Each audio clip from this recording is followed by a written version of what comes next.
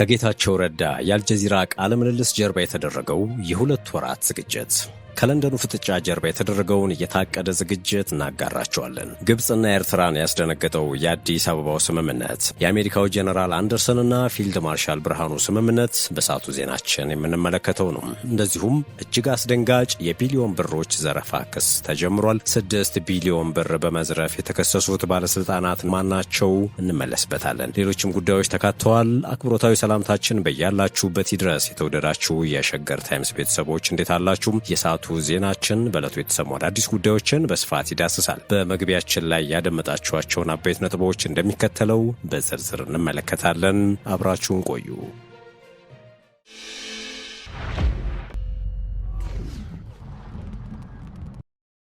ወደ ቀዳሚው ጉዳያችን እናምራ። ግብጽና ኤርትራን ያስደነገጠው የአዲስ አበባው ስምምነት፣ የአሜሪካው ጄኔራል አንደርሰንና የማርሻል ብርሃኑ ስምምነት፣ የኢትዮጵያና የዩናይትድ ስቴትስ ወታደራዊ ኃላፊዎች በቀይ ባህር ተደራሽነት እንዲሁም በቀጠናው ሰላምና ጸጥታ ዙሪያ ውይይት የአፍሪካ ቀንድ ወሳኙ የሳምንቱ አጀንዳ ነበረ። የአሜሪካን የአፍሪካ እዝ አዛዥ ጄኔራል ዳግፊን አሬም አንደርሰን ከጠቅላይ ሚኒስትር አብይ አህመድ ጋር ከተገናኙ በኋላም ከፍተኛ የኢትዮጵያ ወታደራዊ አመራሮች ጋር ትላንት ማክሰኞ ዕለት ውይይት ማድረጋቸው ይታወሳል። በዚህ ውይይት ቀይ ባህር እናንተ ብትገቡም ቀጠናው ይረጋጋል የሚል ማረጋገጫ ለመጀመሪያ ጊዜ ከወደ አሜሪካ ወታደራዊ መኮንን ይፋ በሆነ መልኩ ተሰምቷል። በሁለቱም ወገን የተሳተፉት ወታደራዊ መኮንኖቹም በውይይታቸውም ሁለቱም ወገኖች ለኢትዮጵያ የባህር በር ጥያቄና ለሰፊ ቀጠናዊ የጸጥታ ትብብር ትኩረት ሰጥተዋል ተብሏል። ጠቅላይ ሚኒስትር አብይ አህመድም በትላንትናው ዕለት ከዩናይትድ ስቴትስ የአፍሪካ አዛዥ ጋር ተገናኝተው በቀጠናዊ የጸጥታና የበለጠ ትብብር ለማድረግ በሚቻልባቸው ጉዳዮች ላይ ያተኮረ ውይይት ማድረጋቸውን በማህበራዊ ትስስር ገጻቸው ላይ ባሰፈሩት መልእክት አስታውቀው ነበረ። ሆኖም ስለ ውይይታቸው ተጨማሪ ዝርዝር አልሰጡም። የፌዴሪ መከላከያ ሚኒስቴር በበኩሉ ባወጣው መግለጫ ጄኔራል አንደርሰን ከጠቅላይ ሚኒስትር አብይ አህመድ በመቀጠል የኢትዮጵያ ጦር ኃይሎች ጠቅላይ ኤታማዦር ሹም ከሆኑት ፊልድ ማርሻል ብርሃኑ ጁላ ጋር መገናኘታቸውን ገልጿል። ውይይቱም በአፍሪካ ቀንድ ሰላምና መረጋጋት እንዲሁም የኢትዮጵያና አሜሪካ ወታደራዊ ትብብር የወደፊት ሁኔታዎች ላይ ያተኮረ እንደነበረም ተጠቁሟል።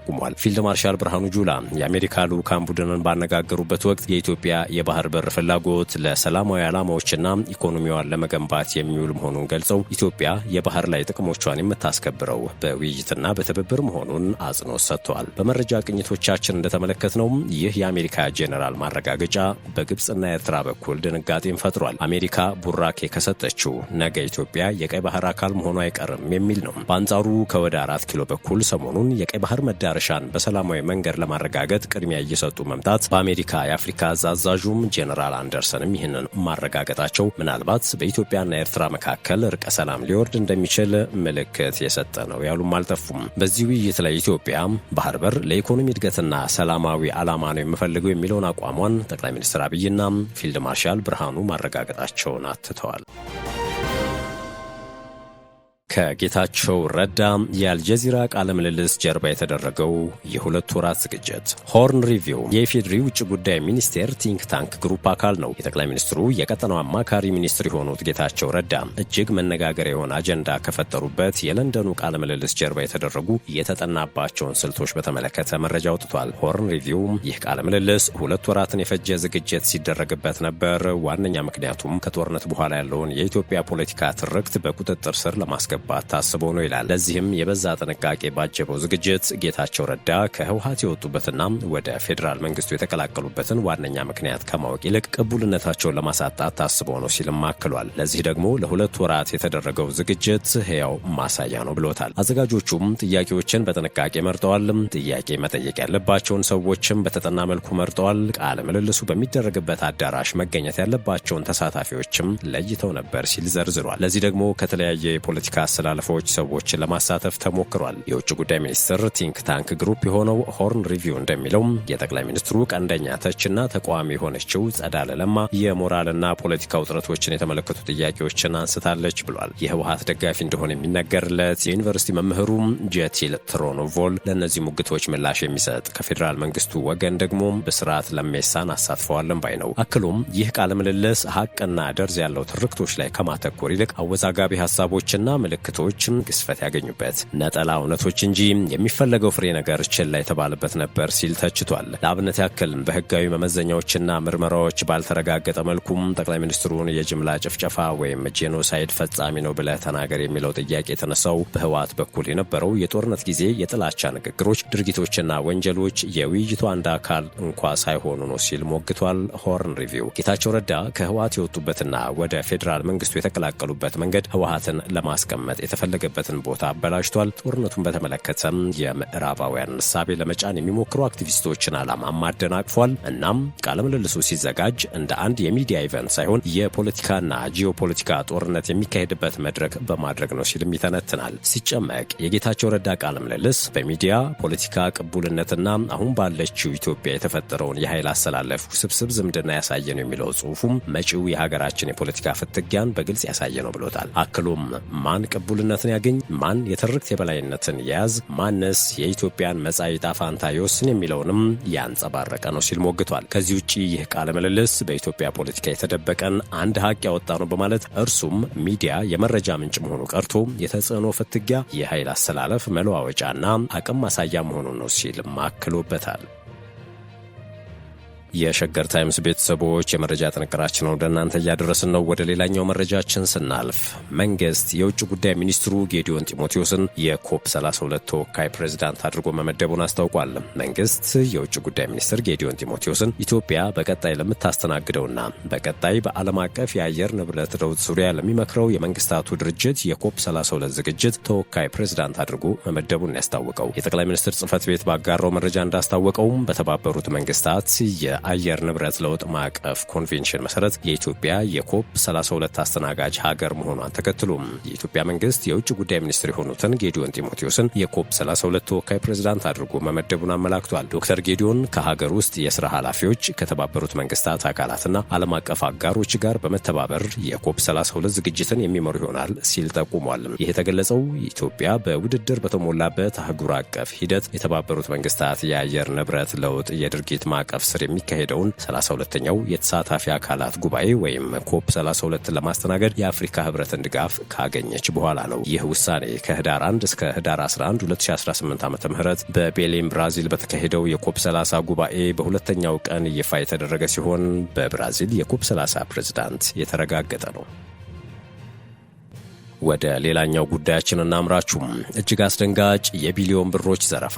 6 ቢሊዮን ብር በመዝረፍ የተከሰሱት ባለስልጣናት የግዥ መመሪያና ውሳኔዎችን በመጣስ የጥራት ችግር ያለበት የአፈር ማዳበሪያን ግዥ በመፈጸም እንዲሁም ማዳበሪያውን ከውል ውጪ በሆነ መንገድ በማጓጓዝ በመንግስት ላይ ከ5.6 ቢሊዮን ብር በላይ ጉዳት በማድረስ የተጠረጠሩ ከፍተኛ የመንግስት አመራሮችና ማዳበሪያው የጥራት ችግር ያለበት መሆኑን እያወቁ ወደ ሀገር እንዲገባ በመተባበር በተጠረጠሩ ሰራተኞች ላይ ነው ከባድ የሙስና ወንጀል ክስ የተመሰረተው። የፍትህ ሚኒስቴር አቃቤ ህግ ህዳር 12 2018 ዓ.ም የመሰረተውና ሰኞ ህዳር 15 2018 ለፌዴራል ከፍተኛ ፍርድ ቤት ልደታ ምድብ የከባድ ሙስና ወንጀሎች ችሎት የቀረበው ክስ እንደሚያስረዳው ተጠርጣሪዎቹም የወንጀል ህግ አንቀጽ 32 1ሀ የሙስና ወንጀሎችን ለመደንገግ የወጣውን አዋጅ ቁጥር 881/2007 አንቀጽ 9 1ሀ እና 2 የተደነገገውን በመተላለፍ በስልጣን አላግባብ በመገልገል የሙስና ወንጀል መፈጸማቸውን ይገልጻል። አቃቤ ህግ ክሱን የመሰረተው በኢትዮጵያ የግብርና ስራዎች ኮርፖሬሽን 7 አመራሮችና የስራ ኃላፊዎች ላይ በኢትዮጵያ የባህር ትራንስፖርትና ሎጂስቲክስ ምክትል ስራ አስፈጻሚ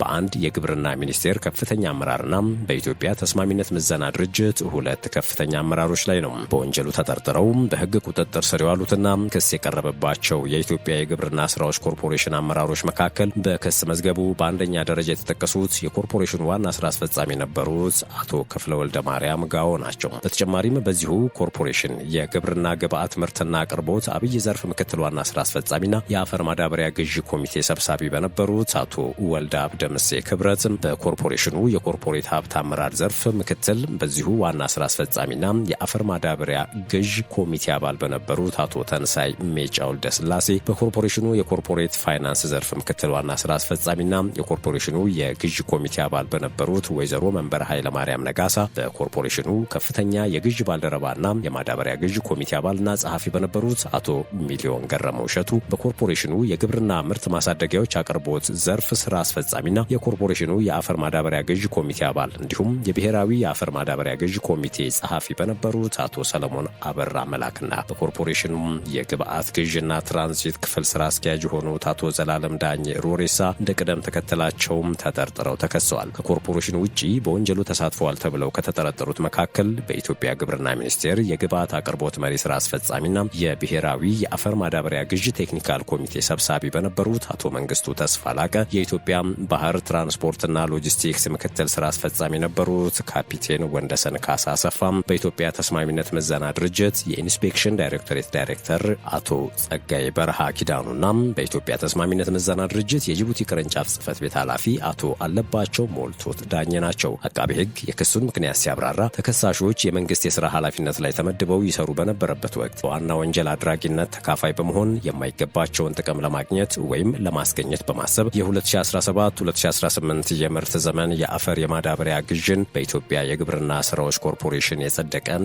የግዥ መመሪያ በገንዘብ ሚኒስቴር በተዘጋጀው የአፈር ማዳበሪያ ፍላጎት አቅርቦትና ግዥ መመሪያ 997/2016ን ኮርፖሬሽኑ ከግብርና ሚኒስቴር፣ ከኢትዮጵያ የባህር ትራንስፖርትና ሎጂስቲክስ ድርጅት፣ ከብሔራዊ የክልል መንግስታትና ከኢትዮጵያ ንግድ ባንክ ጋር የፈጸመውን የአምስትዮሽ ውል ኮርፖሬሽኑ ከኢትዮጵያ የተስማሚነት ምዘና ድርጅት ጋር በህዳር 2017 ዓ.ም የተፈራረመውን የአገልግሎት አሰጣጥ ውል ከብሔራዊ ክልላዊ መንግስታት ለኮርፖሬሽኑ የአፈር ማዳበሪያ እንዲያስመጣ በተሰጠው ውክልናና የኮርፖሬሽኑ የሥራ አመራር ቦርድ በሚሰጠው ውሳኔ መሰረት የ2017-2018 የዓለም አቀፍ የአፈር ማዳበሪያ ግዥን መፈጸምና ማስፈጸም ሲገባቸው ኃላፊነታቸውን ያለ አግባብ በመገልገል ቀደም ሲል በተጠቀሱት የህግ ማዕቀፎችና ውሎች የተዘረጋውን የዓለም አቀፍ የአፈር ማዳበሪያ የግዥ ስርዓትና የቦርዱን ውሳኔ በግልጽ የወንጀል ድርጊታቸው ሆነ ብለው ጥሰዋል የሚል ነው። በኢትዮጵያ የግብርና ስራዎች ኮርፖሬሽን ውስጥ በማዳበሪያ ግዥ ኮሚቴ አባል የሆኑት ተጠርጣሪዎች የኮርፖሬሽኑ የሥራ አመራር ቦርድ የ2017-2018 ምርት ዘመን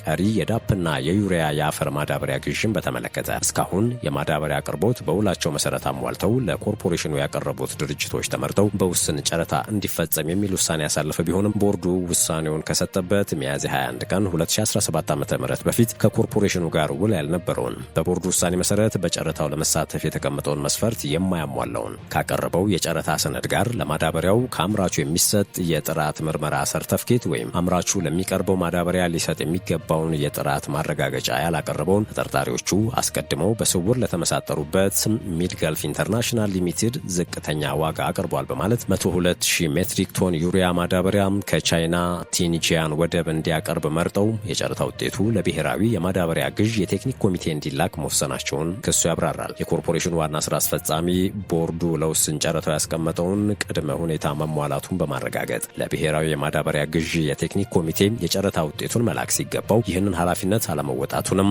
አቃቤ ሕግ በዝርዝር ባቀረበው ክስ ላይ ገልጿል። በአጠቃላይ ተከሳሾቹም የቦርዱን ውሳኔዎች፣ የግዥ መመሪያንና የውሎች ድንጋጌዎችን በመጣስ ግዥ እንዲፈጸም ማድረጋቸውን የአቃቤ ሕግ ክስ ያብራራል። በዚህም የተጋገረ የማዳበሪያ ማስከስከሻ $204,000 መክፈሉን፣ ከመቀሌ መርከብ ላይ ጊር በመነቀሉ $100,000 ወጪ መደረጉን፣ ለማዳበሪያ ግዢ $39,992,860 መክፈሉንና በድምሩ $40,296,860 ወይም $5,681,857,260 ብር በህዝብና በመንግስት ላይ ጉዳት መድረሱን አቃቤ ሕግም በክስ ዝርዝሩ አስቀምጧል። ተጠርጣሪዎቹ ባደረሱት ጉዳት በዋና ወንጀል አድራጊነት ተሳታፊ በመሆናቸው ስልጣናቸውን አላግባብ ተጠቅመዋል በማለት አቃቤ ሕግ የከባድ የሙስና ወንጀል ክስ መስርቶባቸዋል።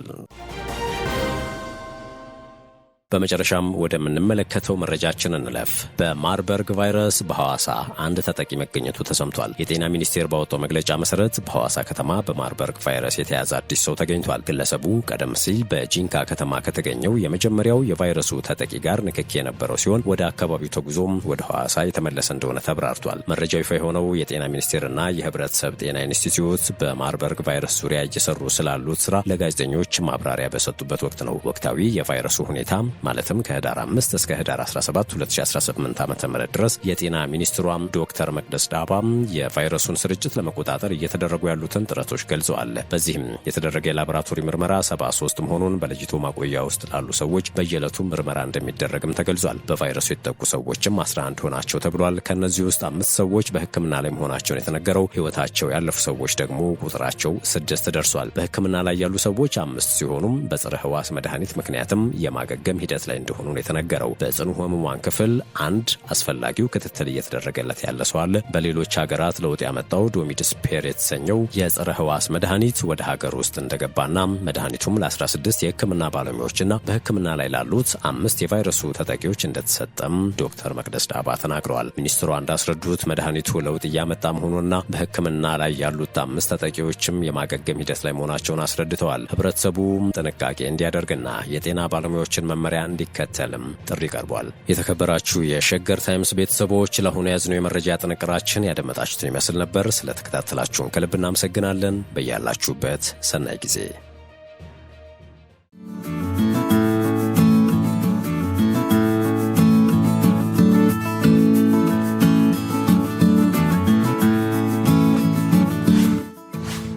ሸገር ታይምስ ሚዲያን ሰብስክራይብ በማድረግና ደወሉን በመጫን ይከተሉን።